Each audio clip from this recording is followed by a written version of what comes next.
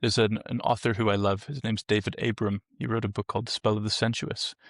And he was on the podcast a few weeks back and literally talking about the magic of writing and the written word. And now I love how the different guests that I have on the show, they're from David, it's, we're casting a spell with writing. And with you, it's we're casting a spell in the magic of consciousness and AI. So not so much a topic for the listeners, more just me recognizing how lucky I am to be having these conversations. I guess another question I have in this, following this train of thought is, and this I will say, this is for the tech bros and the sci-fi dreamers out here, but you've called mind uploading essentially a tech bro hubristic singularity nonsense, I think was the writing that I saw. And Something I like love that. that. Yeah. And I do want to come back to it, but the scenario I want to put is a little bit messier than just uploading. So it's not someone trying to transfer a mind. It's more that between the proliferating data centers, the supercomputer clusters that are all wired to each other, random Neuralink experiments and random AI welfare experiments, could it be that a leak of sorts takes place, not by accident, not by design, by mutation, by a screwed up training run, and that some kind of emergence takes place? Or would you say that your biological naturalism position rules that out entirely? And then I guess a follow-up to that would be, what would it have to look like? What would have to be discovered for you to actually change your mind?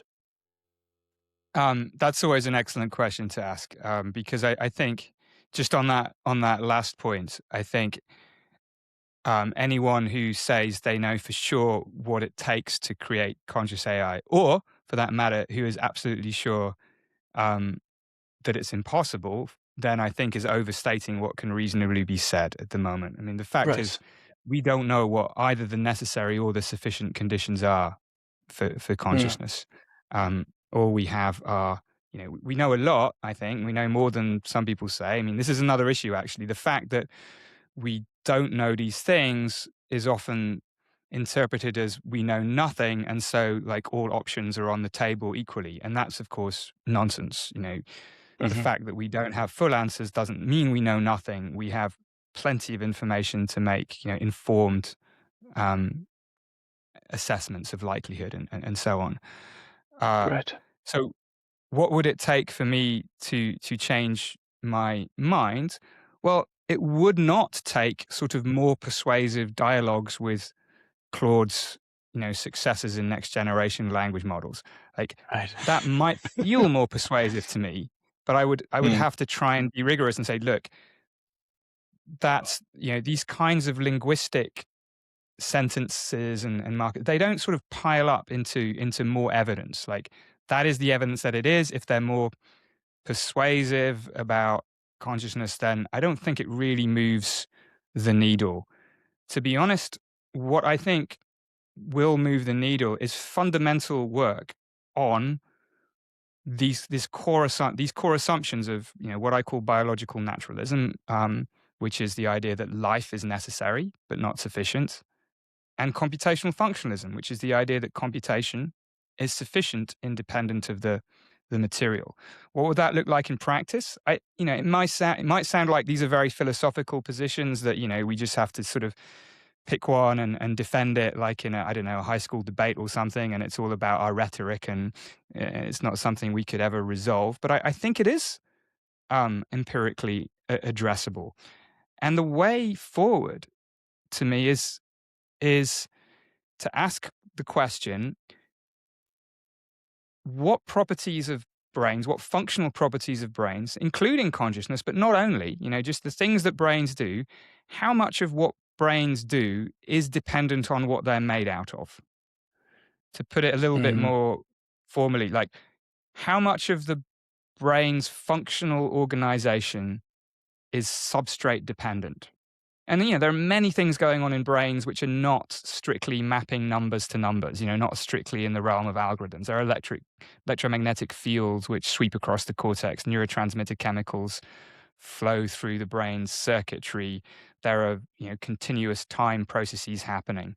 And one thing I point out in all the talks and the writings is that in the brain, there is no sharp division between mindware and wetware as you get between software and hardware Right. in a computer. In a computer, computation is sufficient because computers are designed that way, and computation since Turing was defined that way.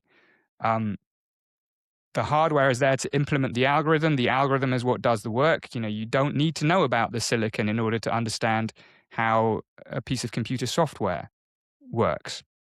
Uh-huh. But brains were not designed. They evolved, as Richard Dawkins knows better than anyone.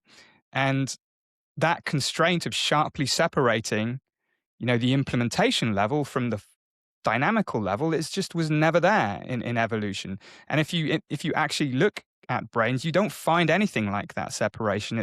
It's what we might call scale integrated. Like a single neuron, what it does is very hard to separate out from what the whole brain is doing. And there's sort of, there's an integration across levels of description, like from the microscopic to the macroscopic.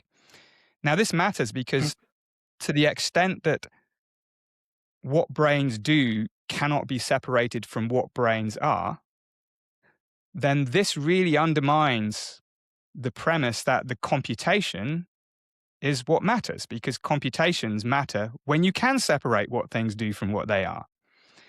And so to the extent that you can show that you can't separate what brains do from what brains are, you kind of undermine the idea that the computation is all that matters.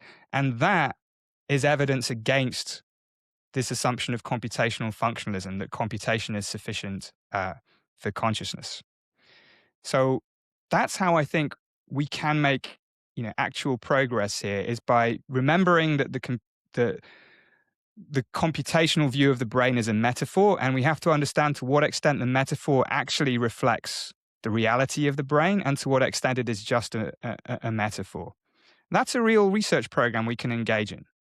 And that's what would make me change my mind. If it turns out that what matters for consciousness is not really dependent on the stuff and is really kind of inherent in the computational level, then fine. I would be much more willing to shift my opinion that AI could be conscious. The other thing that could change my mind is AI itself is changing and becoming more brain-like. People are building systems that are, they call them neuromorphic in various ways, or even hybrid systems that have real brain cells in them. So here, as AI gets more and more brain-like, then, I think the possibility of synthetic consciousness becomes higher.